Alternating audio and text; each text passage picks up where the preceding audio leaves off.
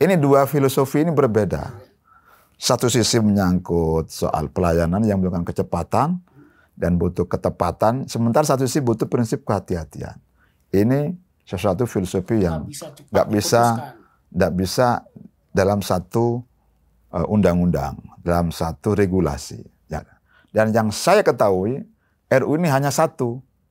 Yang direvisi. Yang satu saja, yaitu Undang-Undang Penyelenggaraan Ibadah Haji dan Umroh. Tidak digabungkan. Bukan untuk yang lain. Bukan untuk investasi yang lain. Bukan untuk di luar kepentingan haji. Selama ini saya lihat mereka masih di luar kepentingan haji.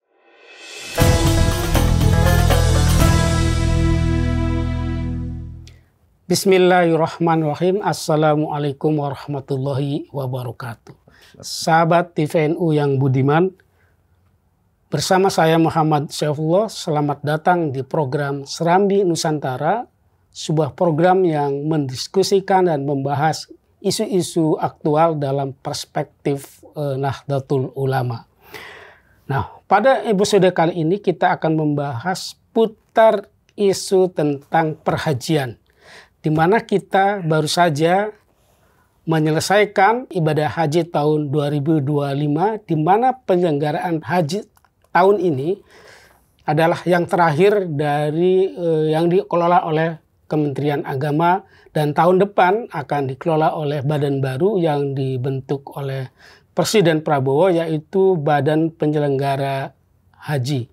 Nah, tentu dengan ada badan baru ini kita ada penyesuaian-penyesuaian tentang regulasi.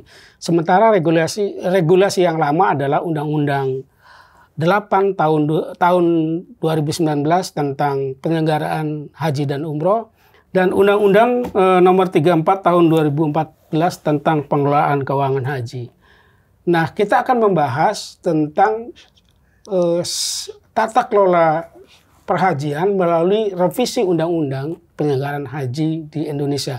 Nah, saat ini saya sudah bersama Ketua PBNU, Ketua Pengurus Besar Nahdlatul Ulama, yaitu Kiai Haji Khairul Sholeh Rashid, dan beliau sudah ada bersama saya. Gimana Pak Kiai? Assalamualaikum warahmatullahi wabarakatuh. Kabar baik? Waalaikumsalam warahmatullahi wabarakatuh. Gimana nih? Alhamdulillah kabar baik. Tugas-tugas sebagai Ketua PBNU ini terlalu sibuk atau bagaimana Pak Kiai selama ini? Sebelum kita bicara tentang haji. Alhamdulillah, saya sebagai ketua yang membidangi OKK, ketua yang membidangi urusan keorganisasian, kaderisasi, ini cukup memerlukan perhatian yang serius karena menyangkut struktur NU mulai dari wilayah, cabang, sampai tingkat yang paling bawah, yaitu anak ranting. Nah, alhamdulillah sudah mulai tertata konsolidasi organisasi dengan baik. Nah ya, kenapa kita sangat relevan berbicara tentang tata kelola haji yang baru ini? Karena beliau itu kemarin pada periode 2025 hadir di sana menyaksikan pelaksanaan haji tahun 2025 sebagai mustasyar dini PPIH Arab Saudi, Pak Kiai ya. Iya, betul. Nah, dari pengalaman Pak Kiai di sana mengamati langsung, ini sebetulnya apa refleksi dari pelaksanaan haji tahun 2025? Bisa diceritakan?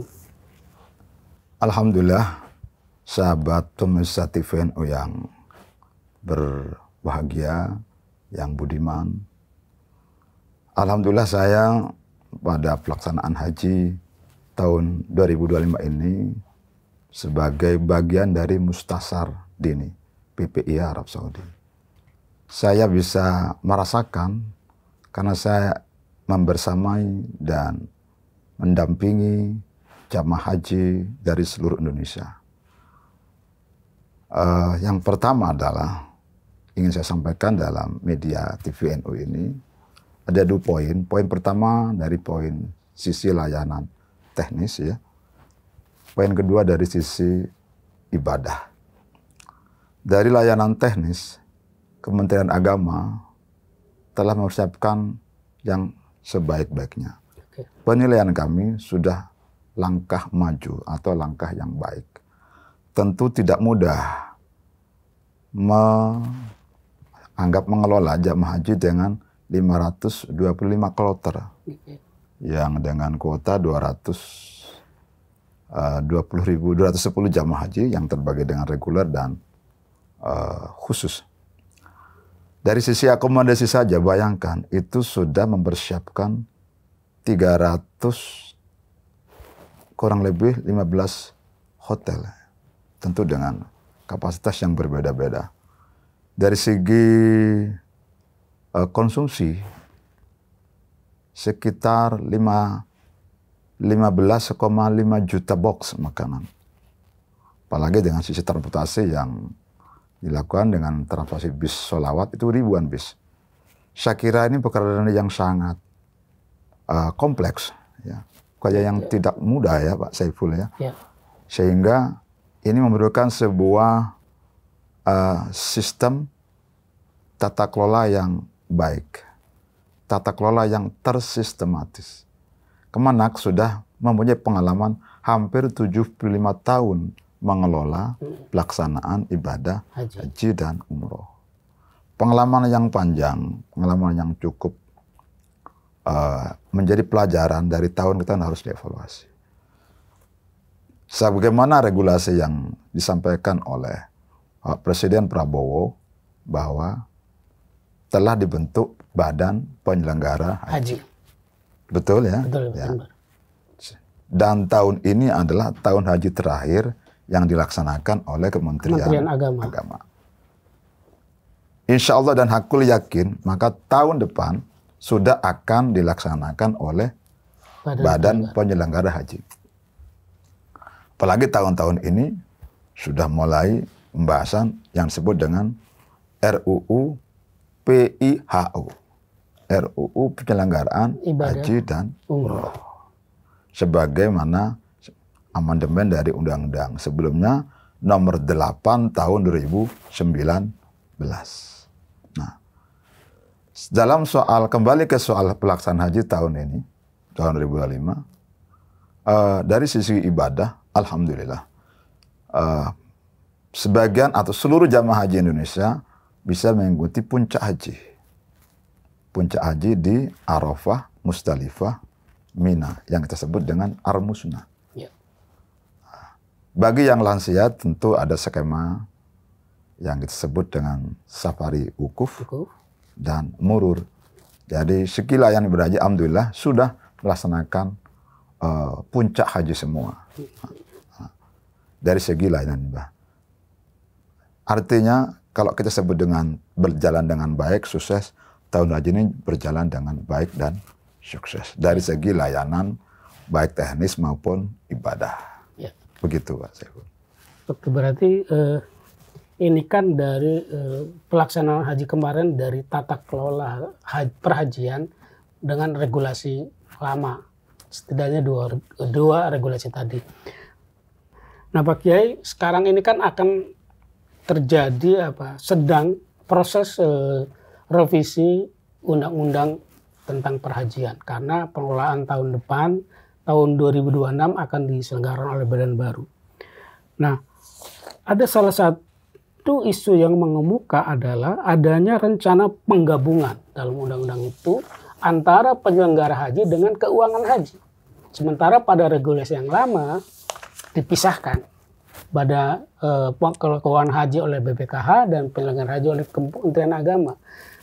Nah, ini bagaimana tanggapan Pak Kiai dengan isu penggabungan regulasi ini?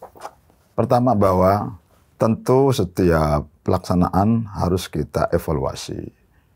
Haji tahun ini juga tentu ada perbaikan-perbaikan. Baik dari segi layanan teknis, layanan peningkatan kualitas ibadah, maupun juga dari sisi sistem. Tahun ini sistem sudah terkelola dengan baik. Karena sistemnya sudah mulai digital semua ya. Siskohat, kawal haji, terus layanan terbang sudah sangat baik. Nah, sekali lagi saya katakan bahwa persoalan haji bukan hanya semata-mata persoalan teknis saja, persoalan logistik saja, persoalan akomodasi saja, tapi juga menjadi pelayanan ibadah, Pak. Jadi ngurus haji ini beda dengan ngurus urusan yang lain. Kenapa? Karena haji ini adalah puncak spiritual dari jamaah. Ini memerlukan satu pelayanan yang tidak hanya dari sisi teknokrasi, tapi juga sistem yang mengatur tentang kejujuran, keikhlasan, kemanusiaan. Karena kemarin terus terang, dengan sistem yang menurut saya agak berubah dengan tahun 2024, yang semula tahun 2024 itu satu syarikah, ya. Tahun 2025 menjadi 8 syarikah. Kita sebut dengan multi syarikah. Ini akan terjadi masa transformasi, transisi yang memerlukan sebuah kelola yang siap dari semuanya. Nah, sehingga apa? Kemarin di gelombang pertama, sekitar 266 kloter itu terjadi sedikit pemisahan, terpisahnya jamaah haji yang seharusnya lansia didampingi oleh putra atau kerabat yang terdekat yang sudah satu paket pendamping, suami istri. Ketika berangkat sama, ketika turun di sebuah bandara, apakah di Madinah atau di Jeddah, mereka terpisah karena berbeda syarikah. Begitu, sehingga ini harus diubah. Alhamdulillah di gelombang kedua mulai tertata baik. Saya menyaksikan sendiri bagaimana para jamaah itu pindah, nenteng, tas, berbeda-beda. Nah, maka ke depan ini menjadi catatan agar persoalan haji jangan semata-mata hanya memandang dari sisi teknis. Jadi juga bagaimana pelayanan ibadahnya. Saya kira peran mustasar ini sangat penting, sangat krusial menyangkut sah tidaknya jemaah haji dalam melaksanakan ibadah haji.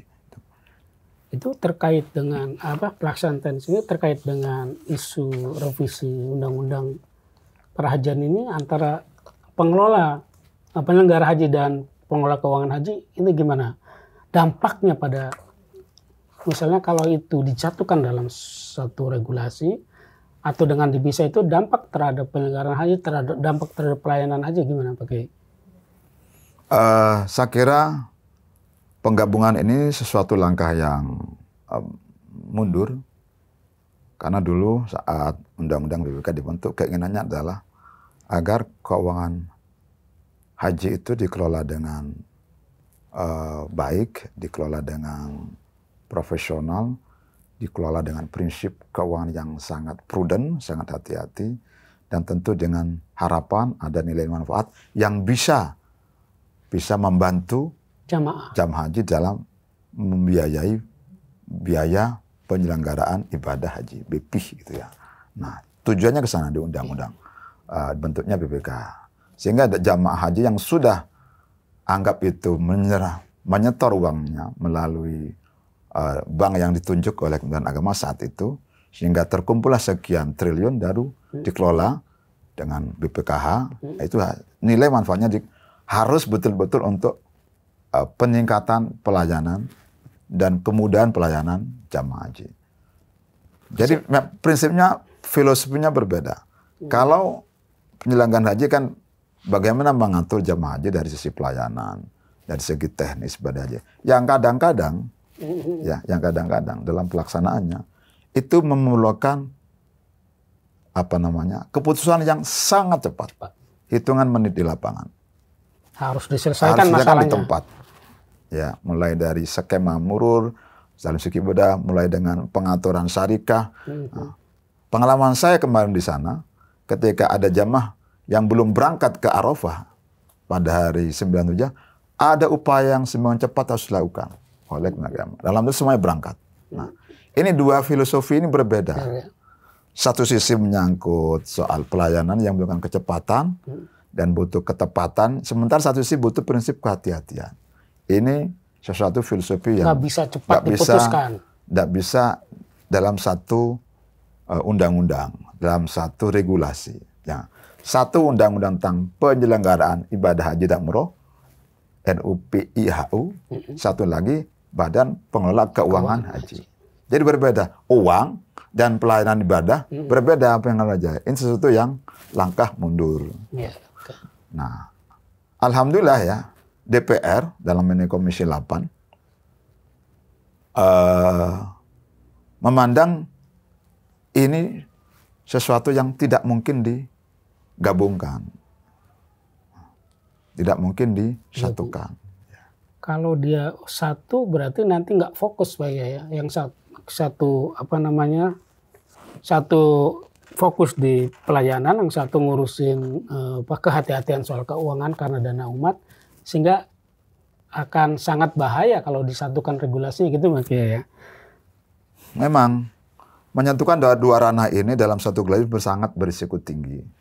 Karena satu sisi mindsetnya keuangan kan soal kehati-hatian tadi, sementara mindset dalam pelayanan penyelenggaraan ibadah kan ada yang terbaik, harus memberikan layanan ibadah. Ini satu yang saya sebut dengan berisiko tinggi. Karena itu, alhamdulillah dari perwakilan kita di DPR, dari seluruh fraksi, khususnya di Komisi 8, memang harus dipisah. Dan sekarang yang sedang pembahasan itu hanya undang-undang penyelenggaraan ibadah haji dan umroh. Nah, hari ini sebagai informasi kepada seluruh sahabat-sahabat pemirsa TVNU, Komisi 8 sebagai yang pengusul undang-undang revisi atau rancangan undang-undang pelaksanaan ibadah dan haji dan umroh sudah menyerahkan kepada Balik satu undang-undang saja yang disampaikan ya. Satu undang-undang penyelenggaraan haji dan umroh. Sudah disampaikan ke Badan Legislasi. Badan Legislasi sudah melakukan persidangan harmonisasi. Sudah selesai. Lalu tahapan berikutnya balik disampaikan ke Bamus DPR. Bamus itu adalah Badan Musyawarah DPR. Bamus lah yang akan mengagendakan untuk dibawa dalam persidangan paripurna DPR. Ya kan? Paripurna DPR. Nah, sidang paripurna begitu disahkan sebagai undang-undang inisiatif DPR. Maka nanti begitu disahkan sebagai RUU inisiatif DPR, maka DPR akan menyampaikan kepada pemerintah, nanti Kementerian yang tunjuk, insya Allah Kementerian Agama bersama BPH akan membahas. Begitu proses dan prosedur dalam penyusunan RUU di DPR. Dan yang saya ketahui, RUU ini hanya satu. Yang direvisi? Yang satu saja, yaitu Undang-Undang Penyelenggaraan Ibadah Haji dan Umroh. Tidak digabungkan. Meskipun dalam proyek Prolegnas ya, Prolegnas, Program Legislasi Nasional DPR, itu ada dua yang dimasukkan Komisi 8. Satu, amandemen Undang-Undang BPKH dan juga Undang-Undang PIHU, Penyelenggaraan Ibadah Haji dan Umroh. Begitu. Meskipun memang sudah ada dua, yaitu masuk BPKH dan tapi tidak dalam satu undang-undang. Ya. Begitu. Memang gitu ya, Pak, ngelotok sekali Pak Kiai Rosan, karena beliau ini pemirsa TVNU adalah mantan anggota Komisi 8 DPR. Tahun berapa Pak Kiai itu? Sudah lama. 2000 ini. Tahu persis alur pembahasan undang-undang. Nah Pak Kiai kira-kira sebagai orang yang berpengalaman nih di Komisi 8, berapa kita kan untuk penyelenggaraan haji butuh cepat nih Bang Kiai, karena penyelenggaraan haji setidaknya di tahun 2006 dalam beberapa bulan ini sudah harus berjalan gitu ya. Seberapa lama sebenarnya proses ini akan bisa undang-undang revisi ini yang akan dibahas dan akan menjadi menjadi regulasi pelaksanaan haji tahun 2006, dan menurut Pak Kiai apa saja sih sebenarnya yang krusial yang harus dibenahi dalam tata kelola perhajian ini yang nanti akan diselenggarakan, akan ditangani oleh BPH, badan yang baru. Gimana Pak Kiai? Saya sudah mencoba mencari informasi dan menerima masukan dari berbagai stakeholder. Hampir seluruhnya stakeholder, mulai dari pemerintah, mulai dari DPR dan para penyelenggara kelompok ibadah, semuanya memastikan bahwa pelaksanaan haji 2026 ini akan ditangani oleh BP Haji, Badan Penyelenggara Haji. Dan proses haji akan segera dimulai pada insya Allah bulan depan ini sudah proses dimulai. Ya. Karena saat itu, karena sebuah sudah memberikan satu pandangan bahwa akan dan harus ditangani oleh Badan Penyelenggara Haji, seperti sambutan kemarin dalam penutupan operasional Haji Tarim oleh Bapak Menteri Agama, Profesor Kiai Haji Nasaruddin Umar, bahwa ini adalah haji terakhir, pelaksanaan haji terakhir oleh Kementerian Agama. Artinya apa? Tahun depan sudah akan ditangani oleh Badan Penyelenggara Haji. Dan DPR juga sama. Artinya undang-undang ini harus segera disahkan. Disahkan dalam secepat-cepatnya. Ya. Mudah-mudahan hari Kamis sudah masuk dalam agenda sidang paripurna untuk disahkan menjadi undang-undang inisiatif DPR. Nah, dalam hal setelah disahkan akan dibahas bersama pemerintah tentunya kan DPR. Nah, yang krusial saya kira segera diputuskan oleh yang saya baca dalam memang ada beberapa poin. Ya, poin pertama adalah soal badan ini bagaimana sih posisinya? Apa seperti sekarang badan BP Haji yang berkoordinasi dengan Menteri Agama, nanti koordinasi dengan Kementerian Arab Saudi juga akan ada kendala-kendala. Saya kira sudah saatnya badan BP Haji ini badan yang setingkat menteri yang bertanggung jawab langsung kepada Presiden. Termasuk kewenangan-kewenangannya ya? Ya, saya kira itu nanti mengikutilah. Jadi seperti contoh BPS ya, Badan Pusat Statistik ya. Nah, itu kan sama. Badan yang setingkat menteri bertanggung jawab kepada Presiden. Jadi artinya apa?